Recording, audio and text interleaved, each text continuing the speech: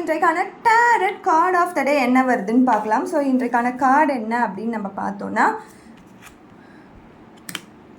6 of cups. இந்த 6 of கப்ஸ்ன்னும் பொழுதே ஒரு விஷயம் நம்ம ஃபஸ்ட்டு மைண்டில் வச்சுக்க வேண்டியது என்னென்னா, ஒரு கைடன்ஸ், ஒரு அட்வைஸ், ஒரு ஒரு பிளஸ்ஸிங்ஸ், இந்த மாதிரி விஷயங்கள்லாம் வரும்.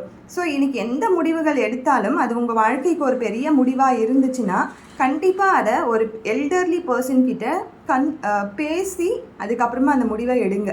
அது உங்களுக்கு ஒரு நல்ல பெஸ்ட்டு ரிசல்ட்டை கொடுக்கும். நம்ம நினைக்கலாம் நம்மளுக்கு எல்லாமே தெரியும், கண்டிப்பாக எல்லாமே தெரியும், யாருக்குமே எதுவுமே தெரியாமல் கிடையாது.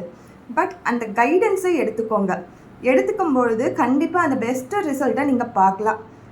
அதே மாதிரி நம்ம இப்போ எல்லாமே ஏஐயில் வந்துருச்சு, நம்ம ஏஐ கிட்ட கேட்டுக்கலாம் அப்படின்னு யோசிக்கலாம். பட் அதெல்லாம் தவிர்த்துட்டு ஒரு ஹியூமன் கிட்ட இருக்க அந்த இமோஷ்னல் ஃபீலிங்கை எந்த ஒரு மிஷினரியாலும் தர முடியாது.